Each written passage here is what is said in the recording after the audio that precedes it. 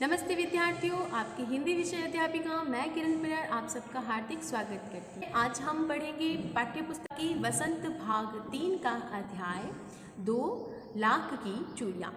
इस पाठ के लेखक हैं कामता नाथ जी। इस पाठ को हमने 2 भागों में बनाया है, तो आज हम पढ़ेंगे भाग 1। बच्चों इसे ध्यानपूर्वक समझिएगा। लाख की चूड़ियाँ, लाख एक प्रकार की धातु है जिससे चूड़ियाँ बनवाई जाती है। ये चूड़ियाँ औरतों को बहुत सुंदर लगती है, आकर्षित करती हैं और इसका मूल्य भी अच्छा होता है। इन चूड़ियों को पसंद कांच की चूड़ियों से ज़्यादा किया जाता है। ये चूड़ियाँ हाथों से बनाई जाती हैं और लाख धातु से बनाई जाती हैं। इसको बनाने का कार्य कारीगर लोग करते हैं, यानी वो मजदूर लोग जो अपने हाथों से इसे बनाते हैं। आज का पाठ जिसमें लेखक ने बताया है कि जैसे जैसे समाज में देश में परिवर्तन हुआ है, शहरीकरण बढ़ा है, यानी लोग गांव को छोड़कर शहरों की ओर पलायन हो रहे हैं। दूसरा कि वहाँ पर औद्योगिक जो विकास हुआ है, लोग हाथों की बजाय मशीनों से कार्य करना पसंद करने लग गए हैं, क्योंकि मशीनों का महत्व अब ज़्यादा बढ़ गया है। तो कम दाम में अच्छा काम मिल जाएगा और ज़्यादा मात्रा में मिल जाएगा, तो लोग हाथों के बनाने के कार्य को पसंद कम करने लगे। जिससे क्या होगा कि इन मजदूरों की जो आय है, रोजी रोटी है, वो अब धीरे धीरे लुप्त होती जा रही है। तो इनके लिए क्या बन गई, एक तरह की समस्या बन गई है। तो आज हम इसी समस्या का जिक्र इस पाठ में करेंगे।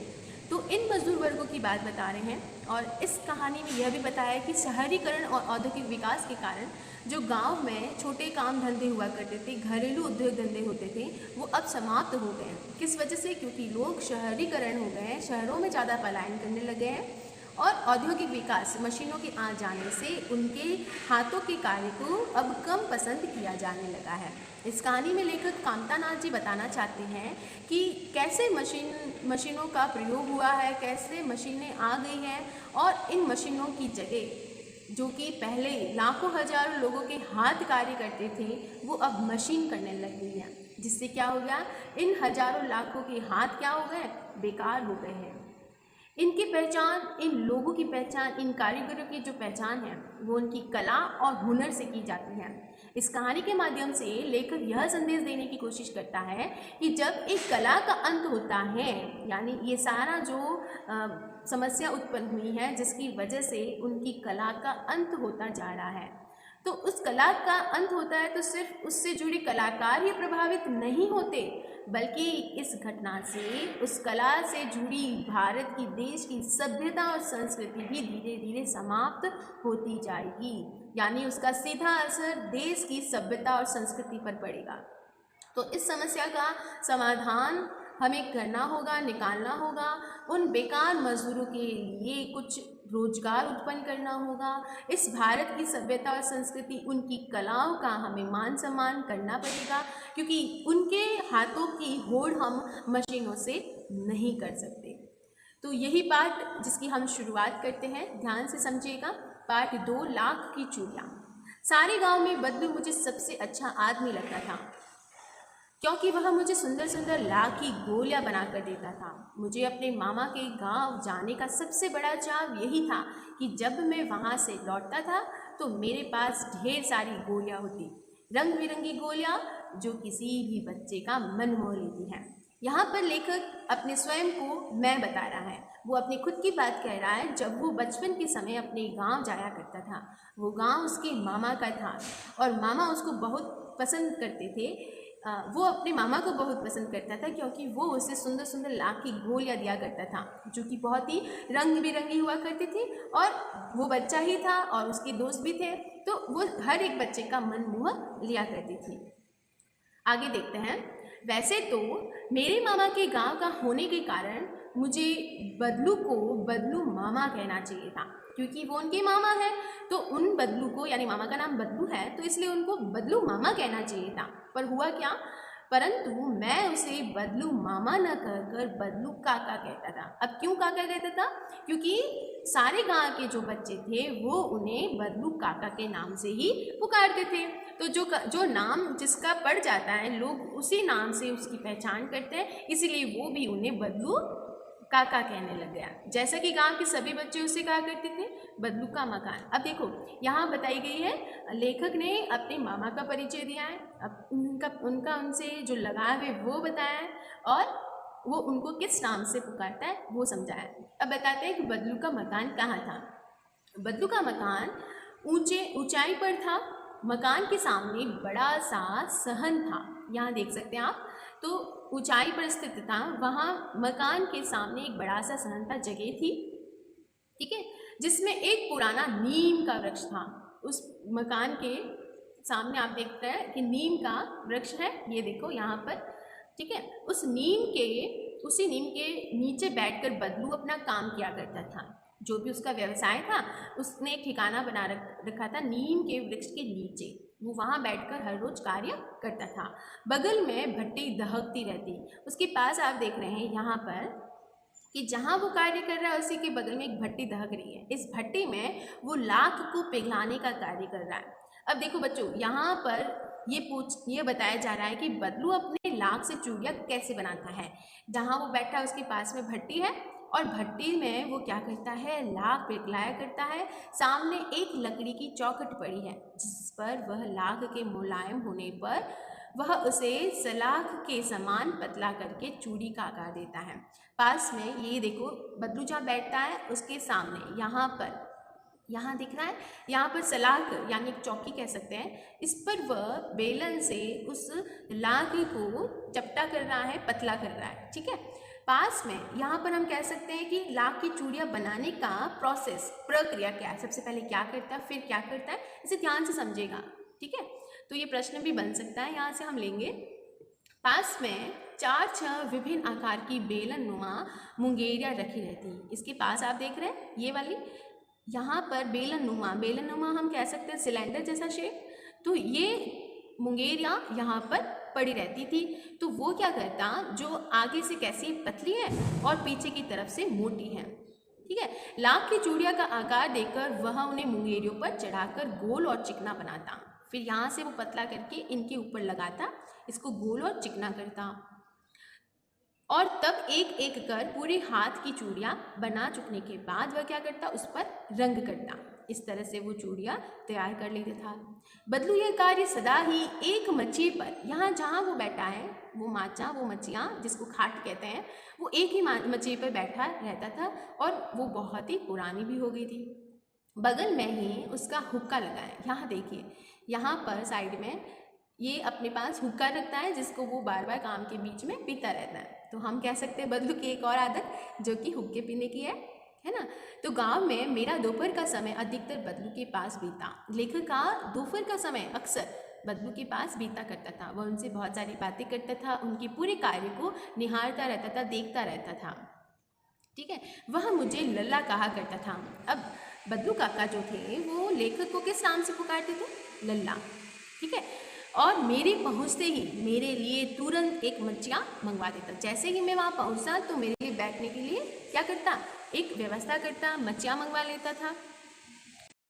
हाँ, आगे बताया है कि मैं घंटों बैठे बैठे उसे इस प्रकार चूड़ियाँ बनाते देखता रहता था कि किस तरह से वो चूड़ियाँ बनाने का कार्य कर रहा है।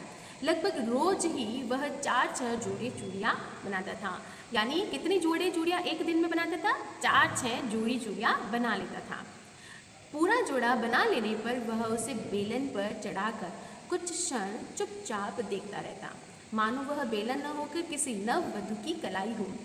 लेखक क्या करता था, जब चूड़ी बन जाती थी ना, तो वो उस बेलन को अच्छे से देखता था, इस प्रकार से देख रहा था जैसे किसी नववधू की कलाई को वो निहार रहा हो।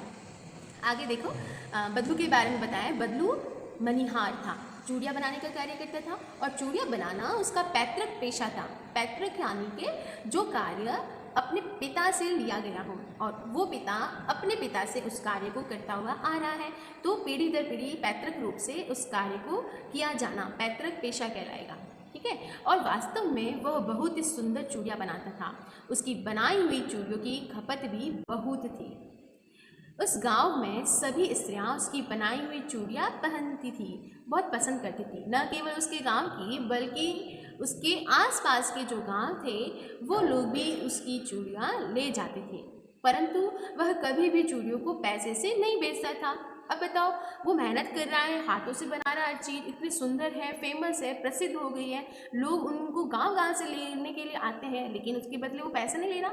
हाँ, तो उस समय क्या था, उस समय जिस समय की बात वो कर रहे हैं उस समय वस्तु विनिमय था। वस्तु यानी कोई चीज़ अगर आप बेच रहे हैं या खरीद रहे हैं तो उसके बदले में वस्तु दी जाएगी या ली जाएगी। तो वस्तु का लेन देन, वस्तु का आदान प्रदान करना वस्तु विनिमय कहलाता है। ठीक है, तो इसे नोट कर लो, अंडरलाइन कर लो। वस्तु विनिमय यानी वस्तु का लेन देन, वस्तु के बदले दूसरी वस्तु को लेना या देना, ये तरीका उस समय चलता था। पैसे नहीं लिए जाते थे, तो लोग अनाज के बदले उससे चूड़ियाँ ले जाते थे। तो चूड़ियाँ जब ले जाते थे तो क्या देते थे, अनाज देते थे। बदलू स्वभाव से बहुत सीधा था, मैंने कभी भी उसे किसी से झगड़ते नहीं देखा। कौन कह रहा है, लेखक कह रहा है। हाँ, शादी विवाह के अवसर पर वह अवश्य जिद पकड़ जाता था, क्योंकि साल भर में तो वो अपना मुनाफा नहीं कमाता था, वस्तु के बदले वस्तु ले लेता था। लेकिन शादी विवाह के अवसर पर क्या करता, उस समय वो सोचता कि साल में एक बार पूरे साल की कसर निकाल लेता था, तब वो नहीं चूकता था। अगर बहस करनी पड़ जाए तो वो पीछे नहीं हटता था।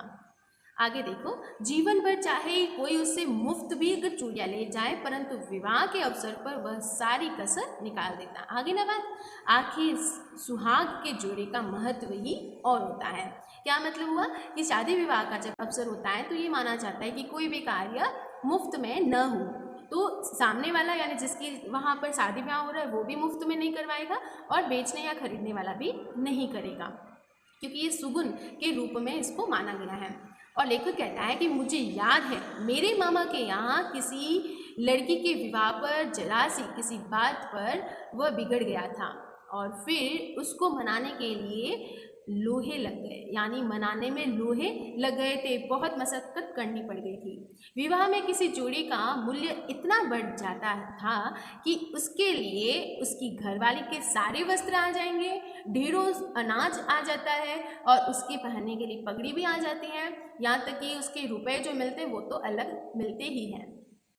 आगे देखो, ये संसार में बदलू को किसी बात से चिढ़ थी तो वह थी कांच की चूड़ियाँ। ये स्वाभाविक है कि वो लाख की चूड़ियाँ बनाएगा तो कांच की चूड़ियाँ उसे पसंद नहीं आएगी। यदि किसी भी स्त्री के हाथों में वो कांच की चूड़ियाँ दिख जाती तो वो अंदर ही अंदर उससे कुढ़ जाता और कभी कभी तो 2-4 बातें भी उसे सुना देता था। मुझसे तो वह घंटों बातें किया करता था, यानी लेखक उसके साथ घंटों बिताता था। कब तो लेखक की पढ़ाई के बारे में पूछा करता था बदलू, और कभी लेखक जहाँ शहर में जाकर पढ़ाई करता था तो शहर की दिनचर्या, उनके लोगों की समझ, उनके बारे में वो पूछा करता था। मेरे घर के बारे में और कभी यूँ ही शहर के जीवन के बारे में बातें हुआ करती थी। मैं उससे कहता था कि शहर में सब कांच की चूड़ियाँ पहनते हैं। उसको पता है कि कांच की चूड़ियाँ उसे पसंद नहीं है, लेकिन फिर भी वो उससे बताता है कि शहर के लोग कांच की चूड़ियाँ पसंद करते हैं। तो वह उत्तर देता, अब यहाँ उत्तर उसके मामा जो हैं वो दे रहे हैं। वो कहते हैं कि शहर की बात ही और है लल्ला, वहाँ तो सभी कुछ होता है। वहाँ तो औरतें अपने मर्द का हाथ पकड़कर सड़कों पर घूमती भी हैं और फिर उसकी कलाई नाजुक होती है ना।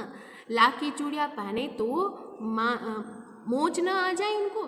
तो इस तरह से वो अपने लाख की चूड़ियों की तारीफ़ कर रहा है और कांच की चूड़ियाँ पहनने वाली औरतों के व्यवहार को बता रहा है कि वो शहरीकरण में इस तरह से कार्य करती हैं, तो उनको लाख की चूड़ियाँ कैसे पसंद आएगी। अगर वो पहन भी लेगी तो इतनी नाजुक होगी कि उनकी हाथ में कलाई में मोच भी आ सकती है, इसीलिए तो नहीं पहनती। अब वो आगे बताते हैं कि कभी कभी बदलू मेरी अच्छी खासी खातिर भी करता, यानी उनको आवभगत भी करता। जिन दिनों उसकी गाय का दूध होता, वह उस समय की बात कह रहे कि जब अक्सर उनकी गांव में जब गाय का दूध निकलता तो स्पेशल उस बच्चे के लिए, यानी लेखक अपने बारे में बता रहा है कि मेरे लिए वो अक्सर गाय के दूध की जो मलाई निकलती थी बहुत सारी निकलती थी, तो वो मेरे लिए स्पेशल बचा कर रखता था। बच्चों, इसके आगे का जो भाग है वो हम भाग 2 में पढ़ेंगे और उम्मीद है आपको ये वीडियो अच्छे से समझ में आएगा। तो फिर मिलते हैं अगले भाग में, तब तक खुश रहे, स्वस्थ रहे, मस्त रहे। धन्यवाद।